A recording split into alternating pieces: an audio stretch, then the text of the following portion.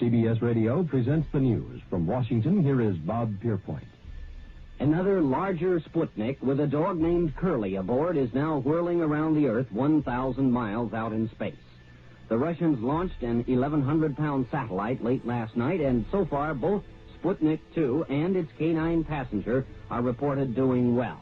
The dramatic achievements in space which occurred in recent weeks should have made clear to us all, as did the Sputnik in 1957, the impact of this adventure on the minds of men everywhere who are attempting to make a determination of which road they should take.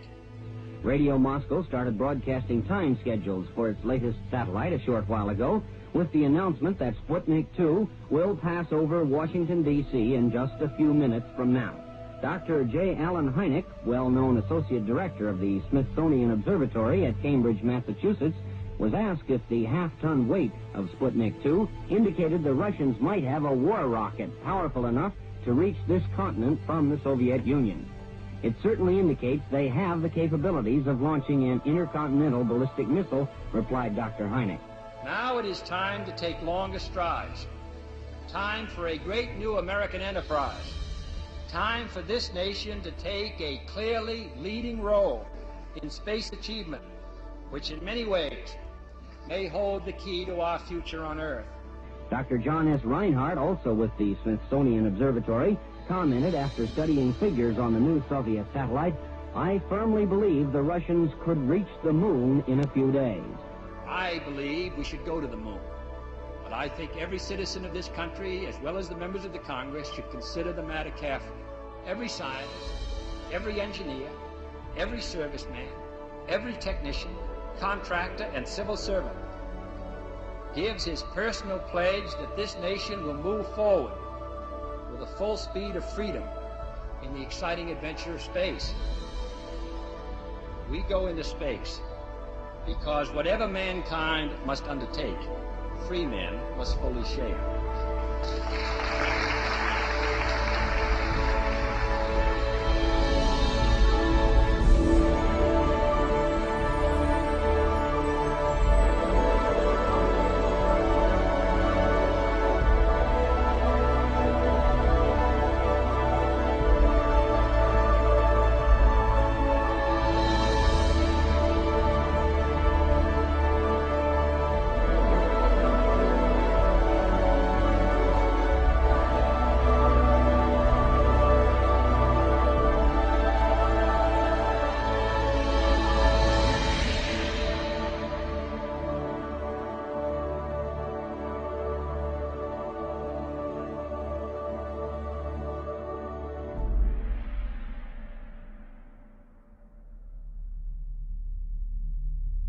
On January 25, 1994, the Deep Space Program science experiment known as Clementine was launched from Vandenberg Air Force Base.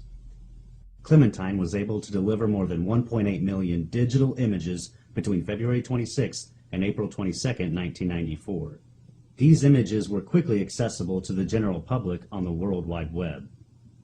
In 1994, President Clinton cited the Clementine mission as one of the major national achievements in aeronautics in space.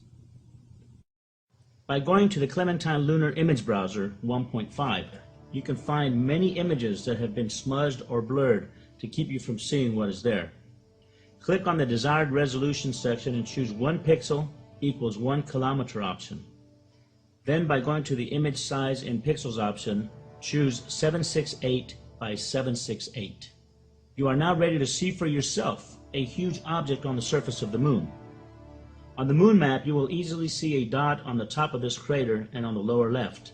Click on the black dot on top of the crater and a close-up image of this section appears in the browser. What you see is a huge object resting at the top of this crater. It appears to be a large machine or perhaps a large spaceship or a motor of some kind. You can clearly see this photograph has been smudged over and blurred so we cannot see the details. This little gem was discovered and brought to the attention of moon researchers all over the world by Joseph P. Skipper on May 28, 2004. I decided to hire an imaging forensics expert to take this photo and to try and remove the blurring to reveal what is underneath. Jim Horrocks, an imaging forensics expert, who has worked with the Los Angeles Police Department, was sent this photo, and his findings were written in a report he submitted to the production. First of all, the astounding measurements he made reveal an object that is 10 times the size of Los Angeles. 10 times the size. This in itself is an incredible detail about the size of this object. By using Adobe Photoshop and some of the filters available within the program, we were able to see more of the details that were lost due to the blurring applied by whoever did this for NASA and the Clementine mission archives. This enormous object seems to be some form of a machine or possibly a spacecraft. In all the enhancements made independently, it appears there may have been what appears to be a giant humanoid wearing a jumpsuit and possibly working on the front portion of this contraption. This may or may not be a giant humanoid. Perhaps the shadows seem to reflect something of a human form. We will never know until NASA releases this photograph unblurred and with the clarity available for us to see. By clicking on the new lunar map now available, you will now see that the same crater is available for viewing in all its clarity. There is no object there anymore, and there is no smudging of anything near or within the crater. We have to ask ourselves, if there is nothing on the moon that suggests alien moon bases, strange structures, machines, and possible civilizations thriving there, then why has there been a deliberate tampering of these and thousands of images we will present here in this film? One of the many challenges I had to deal with in making this film was how the structures on the moon were to be presented. Unfortunately, most of all the Apollo and Orbiter photos are black and white. Many photos are in low resolution, so zooming into them for a closer look causes the photos to blur and become pixelated, making it impossible to see details of what's on the surface. While I was designing a poster for the film in Photoshop, I decided that I did not want a black and white photo in the background of the poster. So I decided to color the background image I was using so I would have a full color poster for the film. I took some full color aerial photos of landscapes that closely resemble the distances of the moon's surface, turned them into black and white photos, and compared them to the moon photo I was about to airbrush. Noticing the different shades of the aerials from Earth and the colors represented, I then started making a color palette in Photoshop. All I did was airbrush the colors onto the moon photo as they appeared on Earth. But the structures and other objects on the moon revealed themselves. I was so overwhelmed. Now that I had come up with a format and a routine for colorizing the moon, I decided to gather the most famous Apollo moon anomaly photos that researchers from all over the world had been presenting for years and decided to colorize them. This is one of the many original NASA photos that has some very unique anomalies, especially here in this area. This is what it looks like after we bring up the contrast to eliminate the brightness applied to distort the image. And this is what it looks like after applying my colorizing process to it. So remember, these are colors and tones I used from Earth photography applied to the moon's surface.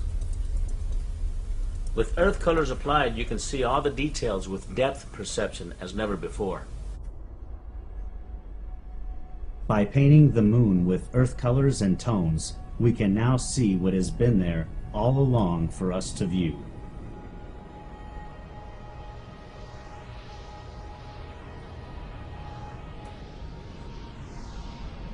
I got started in this probably in the mid-1990s, listening to Hoagland on the old Coast to Coast AM radio program with Art Bell, and he was talking about the stuff that he'd found on the moon, and some images and some things that clearly appeared to be structures. They were very anomalous. And he was noting that there were thousands upon thousands of photographs that had been taken of the moon by the various unmanned probes and then the astronauts that had orbited the moon. And he said, you know, Art, anybody can do this. And what I realized is, A, I'm anybody. B, I think I understand the arguments. I'm an engineer by trade, so aerospace engineer, so I may not be an architect, but I certainly know structure when I see it. And I started looking at the evidence that he presented, and I just got fascinated by it. I created a web page called the Lunar Anomalies homepage, which still exists, and it was all dedicated to stuff on the moon. The Hubble telescope has taken the most incredible photography of deep space and far off in the vast universe. When you see these spectacular scenes, you can't help but wonder how many others live out there. So when NASA was asked by scientists and astronomers when the Hubble telescope would be used in photographing the moon, NASA's reply was that because the moon was too bright, it would be impossible to get accurate photography of the moon. The first photo was released from the Hubble Space Telescope in 1999. Needless to say, the scientists and astronomers were not too pleased at how NASA had deliberately lied to them. When I heard about this photograph, I thought for sure we would see the moon in full color. But of all the photos taken by the Hubble telescope of the moon, they are in black and white. After colorizing all these photos, you can't help but learn the moon's layout. After all, it is a small planet compared to Earth. Prepare yourself for an incredible expedition as we now take you back to the moon on a voyage filled with mystery and secrecy.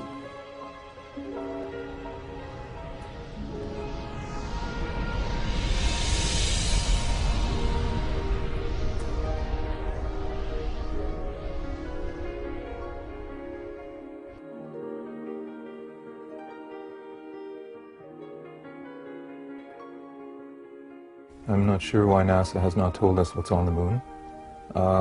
In a way they have told us, because the pictures are there and there's hundreds of them. So anybody can do what I did and go and look at the pictures and enlarge them and see what there is. NASA has been there, but we haven't been back since 1972, and you've got to sit there and wonder why that is. It's our closest celestial neighbor in the heavens. You can see it every night when you walk outside, and really there's so much mystery about it, still to this day. Many people seem to think that the Apollo program answered a lot of these questions, and in many ways it did, but we, the general public, have never been privy to any of those answers.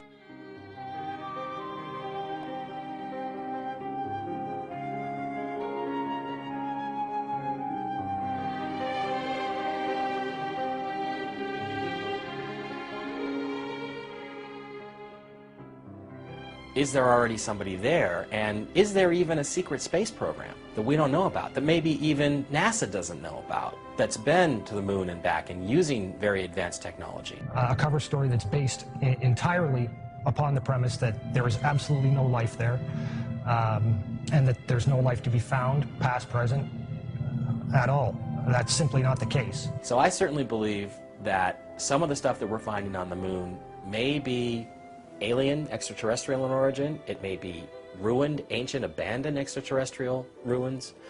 Some of it may be active, and some of it, in fact, may be our own stuff. I don't think there's any possibility that NASA is not aware of the civilizations on the moon and the structures. They're very obvious, easy to see. They are in contact with some of these extraterrestrial life forms, and they don't want you to know about it. There was the guy that hacked into the NASA database and found some listings of non-terrestrial officers. NASA may have made a deal with beings up there to not reveal their civilization, but then again, the pictures have the evidence. It's all in the pictures anyway. The whole purpose to the cover-up is to prevent we, the plebeian masses of this planet, from gaining the appreciation that there is indeed extraterrestrial life out there, intelligent extraterrestrial life. And this is life that the government is very well aware of. The governments around the world, it's certainly not a U.S. issue. They're very well aware of it.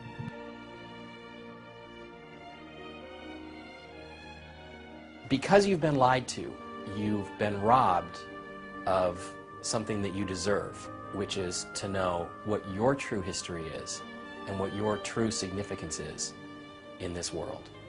I really don't think people realize how deep the lie goes, how big it is, how unbelievable the cover-up is. This truly is the greatest story ever denied.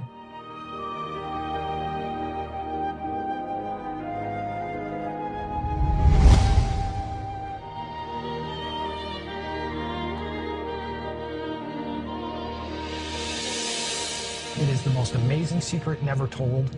It is the most monumental cover-up in human history. And hopefully, the public will take a movie like this, and it will begin to open up some doors, begin to open up some windows to the truth, whether it's from the government, whether it's from other insiders who can now come forward and begin to tell their stories of what they did and their involvement in this cover-up to get the truth out there. I think the world's ready for it. And hopefully a movie like this will will push that forward a little bit and speed the process up. The very word secrecy is repugnant in a free and open society. And we are, as a people, inherently and historically opposed to secret societies, to secret oaths, and to secret proceedings. We decided long ago that the dangers of excessive and unwarranted concealment of pertinent facts far outweighed the dangers which are cited to justify it.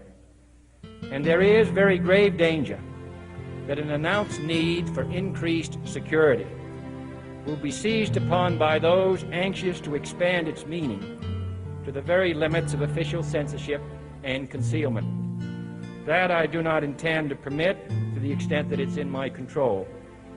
And no official of my administration, whether his rank is high or low, civilian or military, should interpret my words here tonight as an excuse to censor the news, to stifle dissent, to cover up our mistakes, or to withhold from the press and the public the facts they deserve to know.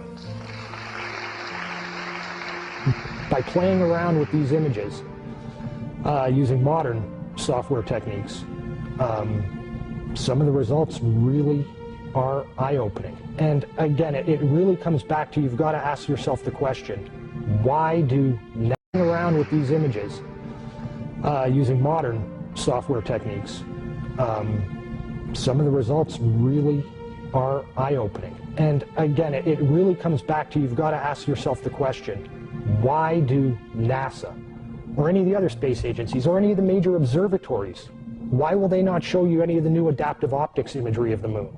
They simply won't show it to you. They don't have any, they claim.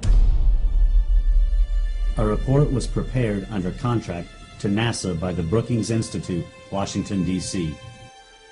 The report outlines the need to investigate the possible social consequences of an extraterrestrial discovery and to consider whether such a discovery should be kept from the public in order to avoid political change and a possible devastating effect on scientists themselves due to the discovery that many of their own most cherished theories could be at risk. That opened him up in a big way. He made the comment several times during the interview that he'd never talked about this with anyone before. It was not the kind of subject matter that you talk with anyone about. The people that were in a position to be in the know, to have at least some high level of understanding of what was really going on, these individuals are also very well aware of what their government is actually capable of. A guard told me that he was asked to burn some photographs and not to look at them. And there was a guard, another guard guarding him, who was in green fatigues, watching him burn the photographs. And he said he was too tempted. He looked at one, and it was a picture of a UFO, and he was very descriptive. I can go into that later with anyone. He immediately was hit in the head, and he had a big gash in his forehead. He was knocked out, and he's terrified, so he would have to be protected. Another incident, I knew someone in quarantine with the Apollo astronauts.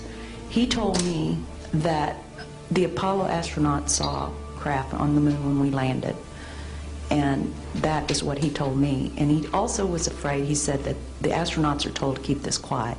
They're not allowed to talk about it. So I do want to let you know that I worked out there for a number of years, and I ran into this. So it's not something everyone knows that works out there for a long time. My boss didn't know about it. Some people that sat right next to me didn't know about it. It's very strange, because I don't know how they can do it, but they can let some people know about it and then others not. I'm willing to testify before Congress that what I'm saying is true, and thank you very much. They know the power of these people. A lot of people ask questions like, well, how come none of these people who knew about it have ever come forward? These individuals have signed their lives away in security classification documents. And when I say sign their lives away, I mean that quite literally. I mean, these are things that if they talk about, it's off to Guantanamo Bay. This is the greatest secret in not only the United States military and the United States government, but around the world. So really, for a lot of these individuals, and there are many other investigators out there who will tell you this, that one of the only ways these individuals have to ever put the truth out is to do it through a proxy. They find another individual, or another individual finds them, and they talk a little bit about what they know. They're usually very, very careful when they talk about it because they don't want trails leading right back to them. With this gentleman, I think a great deal of his openness had to do with the fact that he knew he was dying, and he knew that he was just fed up with the government's behavior. So he was more than willing, knowing that I had understood at least a little bit of what was going on, he was much more willing to open up to me. On November 20th, 1969, the Apollo 12 astronauts did an experiment with some strange results. They crashed the lunar module ascent stage into the surface of the moon. Shockwaves reverberated throughout the moon for over an hour. Some have likened this to ringing like a bell. These results were repeated during the Apollo 13 mission. However, this time the shockwaves lasted for over 3 hours. Hollow moon researchers say that this is proof that the interior of the moon was hollowed out by artificial means. MIT's Dr. Sean C. Solomon wrote, "The lunar orbiter experiments vastly improved our knowledge of the moon's gravitational field, indicating the frightening possibility that the moon might be hollow." On March 7, 1971, instruments placed on the moon by the Apollo astronauts recorded a cloud of water vapor passing over the surface. The event lasted for over 14 hours and covered an area of at least 100 square miles. The Earth is thought to be around 4.6 billion years old, while rocks from the moon were found to be around 5.3 billion years old. And the dust the rocks were found in is thought to be about 1 billion years older than that. This information conflicts with the theory that the moon was produced by a collision the Earth had with another body earlier in its history.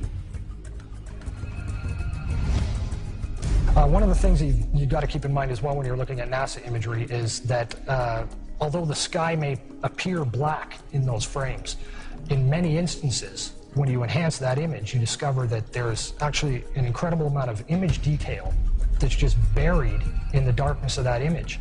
But when you amplify that scene and you begin to see what's hidden there in the sky, you can begin to make out shapes.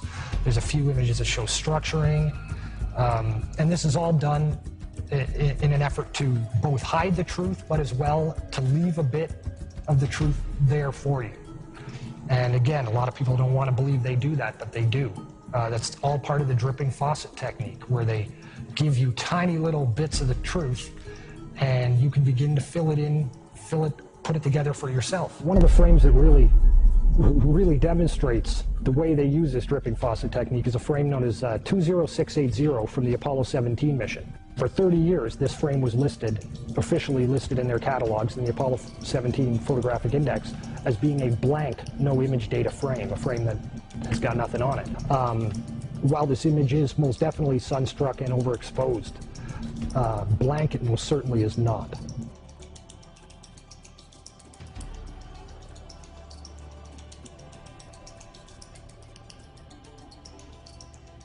Harrison Schmitt, created some patches for his own mission, Apollo 17, which is again the mission that we take these images from, and that we've seen a lot of this color effect.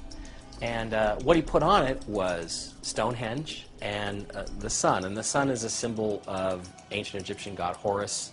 There's all sorts of Egyptian mythology that runs through all the Apollo program, which is supposed to be Greek, but it ends up that there's really sort of a dual meaning to all this stuff, and it's an Egyptian.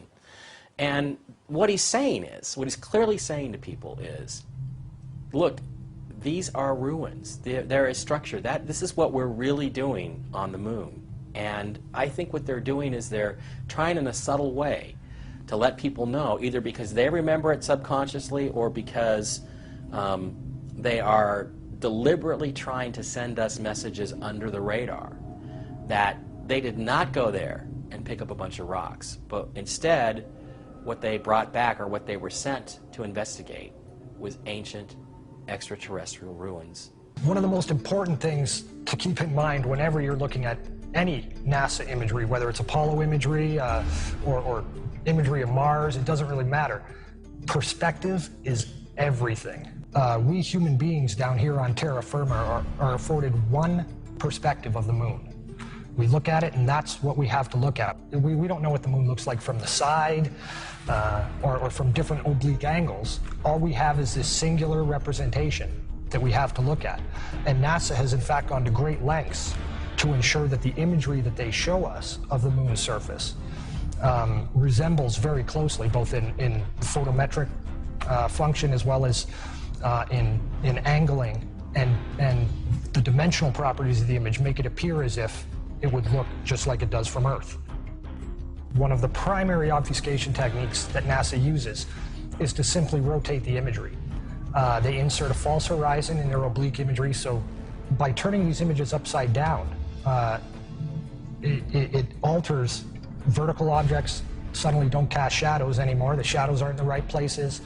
And this technique has been used since the dawn of the space age, since the lunar orbiter missions, since even before that with Ranger missions, to make things appear as we humans expect them to appear, because we look through a telescope here, we say, oh, that's how it looks. So from the side, it probably looks like this. The reality is it doesn't. The moon is a very three-dimensional object. Hasselblad cameras were the ones that were used by NASA to photograph everything on the moon. And the reason Hasselblad was used is because they had registration crosshairs. Now, these registration crosshairs are there for a specific reason, okay? They're so that you can take a single photo with a single camera, so you'll be able to get distance from an object to another object because of the registration crosshairs that are built into the Hasselblad cameras. These crosshairs are always in front of whatever's being photographed. Okay, this is a perfect shot of a photograph of one of the astronauts on the moon. Now here you see the crosshairs from the Hasselblad camera. Okay, you can clearly see that they are even in the darkness of space, but you can clearly see that the crosshairs are there in exactly the positions they should be. So in a lot of the false horizons, they've eliminated the crosshairs in the sky parts. And almost about 90% of the moon shots have what we call a false horizon.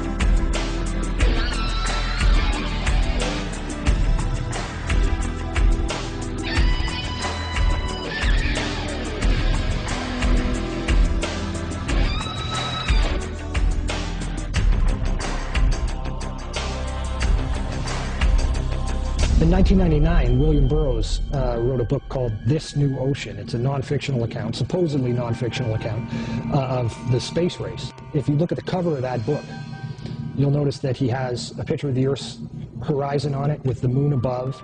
And on the cover of this book, there are two black running parallel lines that climb up from the Earth, and they pass the moon on either side, paralleling it. It's interesting when you go and look at the ISS and space shuttle imagery of the moon from low Earth orbit.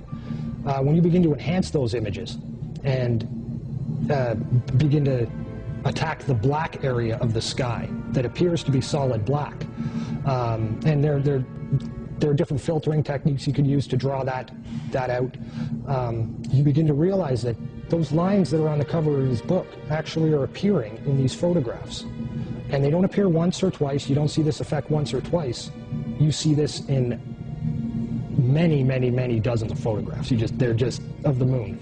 They appear when you enhance the image. And obviously Burroughs knows something that the public's not privy to. He's really just a classic outsider-insider, very much like Andrew Chaikin is. He's a guy who knows what the truth is, but has agreed to perpetuate the lie rather than to reveal what the truth is, for a whole variety of reasons.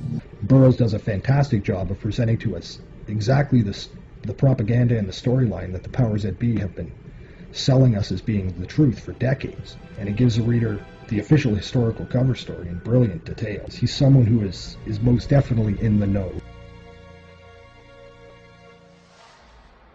There are also frames in which some of these lines appear to be behind the moon, where you see the line rising up and being cut off as it hits the lower limb of the moon before re-emerging again on the exact opposite side of that interception point, where it continues on its very straight linear path. And in these cases, you can see that the lines do not transit in front of or across the lunar disk, but rather it's the opposite. The moon appears to be transiting and covering these lines. So what's going on here? Why do all these NASA ISS frames of the moon taken from LEO show these parallel lines, and why does this book cover mimic this same visual? What are we seeing, and what is being represented? One hypothesis I've heard has to do with what are called space elevators, which, as the name implies, are elevator transport systems that can be used to lift things, satellites, cargo, spacecraft, people, from the surface of the Earth, lift those up into space. Now, I realize that to many people this idea of building elevators with lengths of the tens of thousands of kilometers that could extend from the Earth's surface up to geostationary orbit or to the moon probably sounds ludicrous, something that, if it is possible at all, must be centuries and centuries beyond what we're capable of doing today. But it really does not seem to be as beyond state-of-the-art as one might think. These are the kind of projects being worked on today and funded today. Back in 1999, NASA sponsored what was called the Space Elevator Workshop, and its purpose was to explore the feasibility of the development of space elevators in the 21st century. And it discusses plans for construction that would take place during the later half of this century. And that's all the unclassified stuff. That is what they're willing to tell us about their capabilities.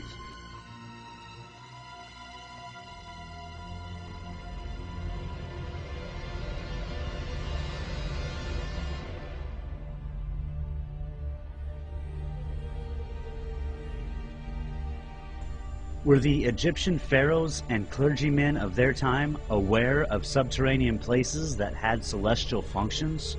Judging by hieroglyphics that were discovered in tombs of pharaohs, such as Ramses, one can see a collaboration between what the Egyptians described in their time as a stairway to heaven and what we are seeing now with these space elevators emanating from Earth. The Vector, NASA's official logo. If you've ever looked at NASA's official logo, both their official insignia and their official seal, you'll see that the most prominent object in the seal is a red swooshing object. They call that the chevron or the vector. If you ask NASA's Public Affairs Office, this symbology is featured so heavily in their insignia and seal, they'll give you what really amounts to the standard facile cover story for the unilluminated. They'll tell you that is a representation of a hypersonic wing design from the 1950s, which was the time the logo was created.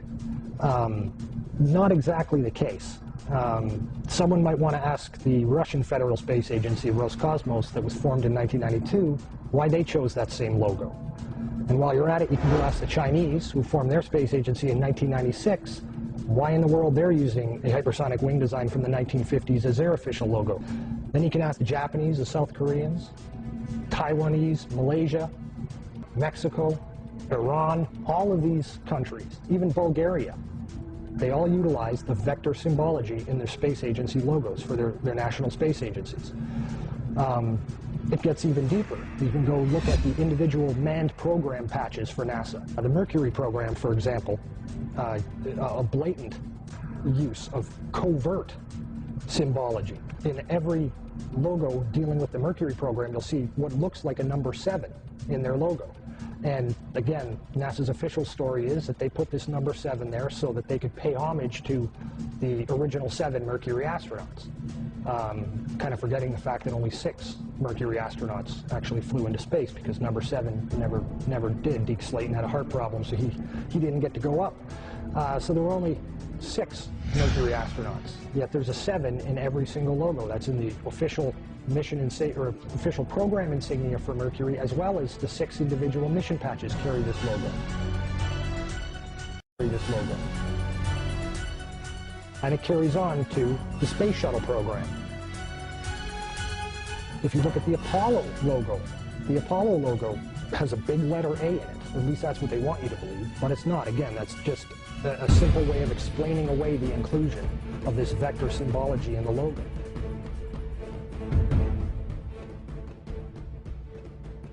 If you go to the Space Shuttle program, the original Space Shuttle STS program patch is a triangular patch that, again, hides the use of the chevronic vector symbology. And that also goes for many of the STS-specific mission patches. Every single one of the International Space Station expedition patches carry the vector symbology. The Russian Mir space station used the vector symbology. That was their official logo. And you can even go deeper and look at military-industrial complex companies. Look at the logo on a company like Lockheed Martin, 2 vectors. The X-Prize logo, Ames Research Labs, U.S. Space Command. When you get into the military realm, the United States Space Command, their official logo is the vector symbol. And when you look at the military's individual space-specific programs, all of them deal with vector symbology in their official insignias. And the question really becomes, who or what are these people paying homage to? And the truth, quite frankly, is out of this world.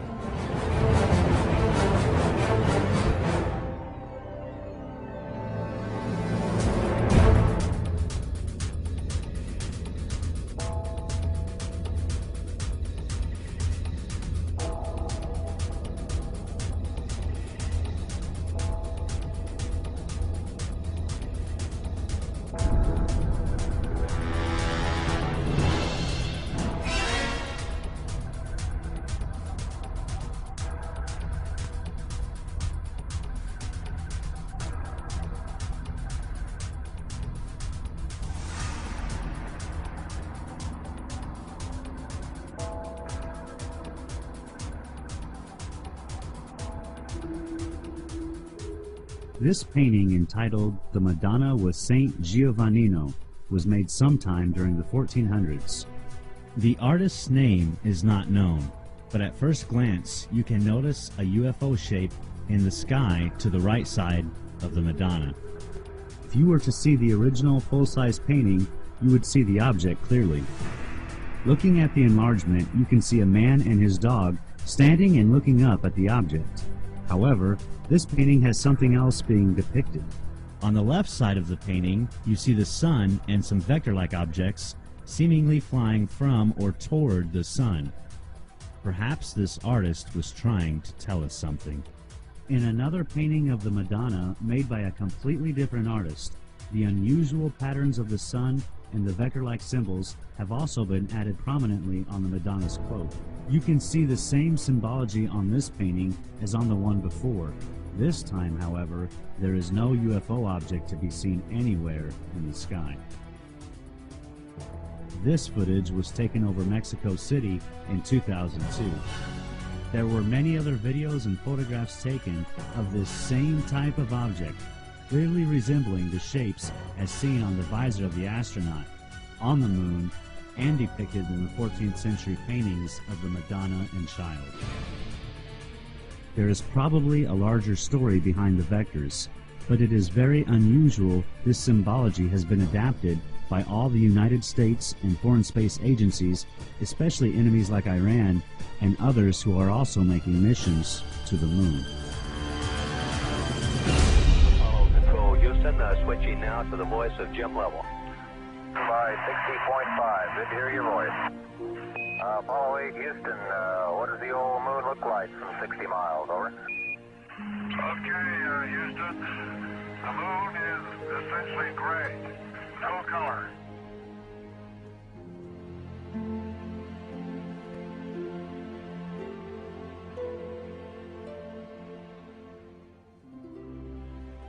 Exactly 2 weeks before I finished editing the first version of Moon Rising, I found out that there's a website on the USGS, it's the United States Geological Survey website, where they have the moon in different colors. They have it on grayscale, they have it on false color, which is infrared and ultraviolet views of the moon. But they also have the spectral color, which is full natural color of the moon. And when I found this out, I just totally freaked out. I mean, first of all, when I airbrushed the moon to build a poster for my film, I didn't realize how close I was to the actual natural colors of the moon. My partner Saskia, she goes, Jose, are you sure you haven't been on the moon? Because it was so close, it was just amazing. It's so unbelievably beautiful. All these natural colors that exist out there has never been shown to us. I've seen on TV, the moon is gray and black, and it has no color. Well, that couldn't be farther from the truth. It's really, it's compelling. I just want to see more, and it blew me away. It absolutely blew me away. First of all, with the Clementine mission, it took 1.8 million images of the moon. The high-resolution ones, you can't seem to get any of them because, well, they give you different reasons why you can't get them, but you can't seem to get them. But there's also these natural color images, and they are much, much brighter. They have far more color than they should if our models of the moon are correct. Now, there's two ways you can approach this. One is it could very well be that some of these areas, let's say some of these areas under these glass structures, these domes, are still intact, that there's still atmosphere in there, that there is still stuff growing there. You know, you would obviously have plants and vegetation, you have various things there that you would need to survive or that you would have simply for the aesthetics of living in an environment with plants and animals. So it's possible that's what some of this stuff is. Another distinct possibility, and this is the one that I tend to advocate, is that if you really do have these multiple layers of glass structures all over the moon, what's going to happen is the light is going to scatter and bounce all over the place. And when it does that, you get a prism effect, and it then will combine with other red or green or blue, and it will make other colors. In order to comprehend the significance about the natural color of the moon, you need to know where these images come from. This is what is called the skin of the moon. It is the actual surface that has been stretched and flattened out. When visual artists wrap this skin around a sphere in their 3D programs, this is what you get. Jose Escamilla downloaded hundreds of sections of the entire skin that is available on the USGS website. The area of interest is in this section here, located on the front side of the moon. When Jose zoomed into this particular section, he recognized some very unusual features and objects in the scene. First of all, the terrain below is clearly presenting itself at an angular view. The disc shape located here appears to be hovering above the surface. When you compare this disc with others that are closer to the terrain, you can clearly see this object is not down on the terrain. Jose found out very quickly that there are more of these discs all over the moon. The discs that you will see in other photos we are going to present are identical to this one. They are hovering on their sides, and sometimes they are hovering as these others below. The other discs you will see are different in color and details, but they are shining light onto the lunar surface as they do whatever they are doing close to the terrain. In all the photos Jose presents in this film, you are seeing the only clear and detailed photography ever released in full color of real flying saucers. NASA has known this, and so have the multitudes of people connected to the space program. Another thing that I need to bring forth is, and so have the multitudes of people connected to the space program. Another thing that I need to bring forth is, in my first film, UFO: The Greatest Story Ever Denied, we had this whole segment on the STS footage of the things that are flying near the tether, things that have a donut hole, but they seem to be alive. I've come to find out that these things are thriving on the moon's surface. There's thousands of them, and they're hovering above the moon's surface, finding the full color imagery that you're looking at now, the natural colors of the moon. It brings us to a total new reality that the moon could have been teeming with life back in '94 when these photos were taken, or it may still be teeming with life.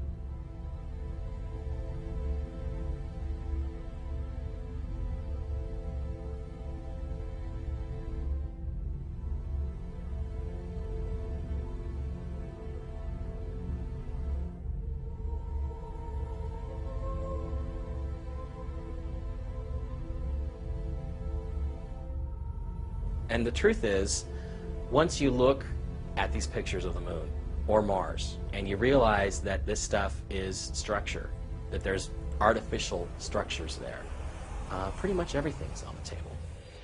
There are so many lunar landscapes filled with color and textures unlike anything ever seen before with the human eye. There are deep crevices and overhangs where you can see immensely huge openings, or what appear to be cavern entrances. There are far too many gigantic and massive structures as can be described. You have to see them for yourself in order to grasp the size of these complex and, in most cases, alien-like architecture, as you have seen in many films. You will even see some strange vine-like webbing as depicted in Steven Spielberg's War of the Worlds. Glass domes, UFOs, massive buildings and scaffolding spread throughout the lunar terrain in many sizes, shapes, and forms. It is evident the missions to the moon were more involved than gathering rocks and dirt samples. There is no doubt we went to the moon. It is what was waiting for us when we got there that this film is about.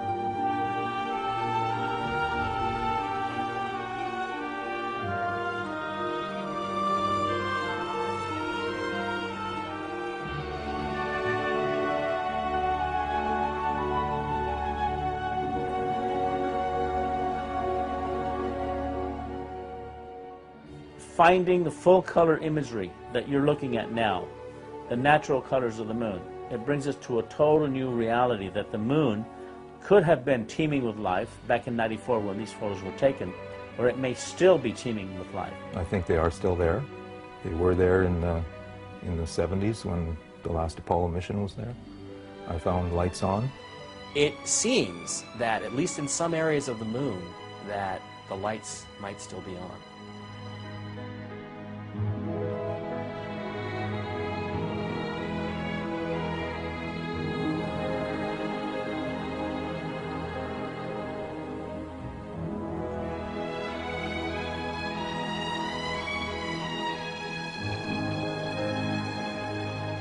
We're talking about the covering up of hyper-advanced technology that could do away with fossil fuels, our dependence on fossil fuels.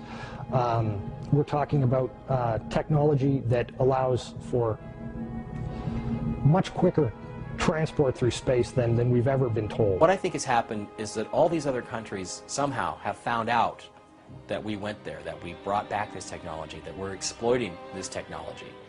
And they want a piece of the action. So that's why, it's the only reason why they would spend the kind of money that they're spending. India, China, all these, Japan, all these countries to go back to the moon. To what? To collect rocks? No, they're going back there because there's something incredibly valuable there that they know that we have, the United States brought back, that they want a piece of. And it's a tremendous risk.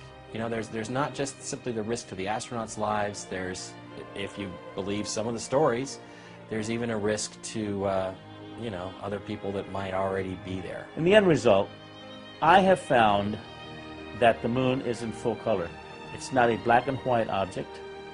It's not made of, you know, impact craters and this kind of thing. There's a lot more to it. NASA has deliberately tampered a lot of the photography. They've eliminated the crosshairs to eliminate what was in the background in the sky or in the landscapes. And there are some very significant things that have occurred. All we say, background in the sky or in the landscapes, and there are some very significant things that have occurred. All we say, we don't know the answers. You know, in this whole realm, none of us, none of these individual researchers, not necessarily Jose, not Richard and I, we don't have all the answers. We all have a piece of the puzzle. We all see different parts of it, and there's certain aspects of this that we're all good at. All I'm presenting to you, and it's backed up with facts, all my films present you with evidence that is fully acknowledged. You can backtrace it. You can do, as they say, back engineer everything I present. It's all there for you to see. What we do know is that there's more information out there. Again, there's 1.8 million Clementine images sitting on the web. No one person can access even a handful of those and look at them and study them and find stuff on them. So what we need is for people that see these films and see documentaries like this is to understand that this stuff does exist. They can't hide it all. When I was talking with the gentleman from Belcom, and we were discussing the lie, everything he was telling me was different from what we were being told was the truth.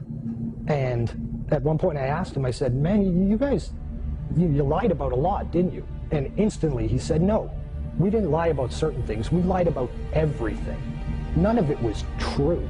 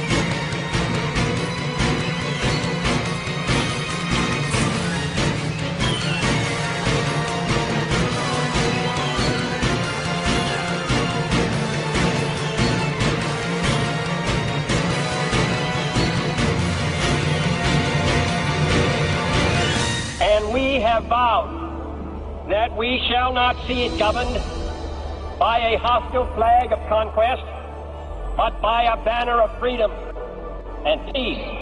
We have vowed that we shall not see space filled with weapons of mass destruction, but with instruments of knowledge and understanding. Yet the vows of this nation can only be fulfilled if we in this nation are first, and therefore we intend to be first.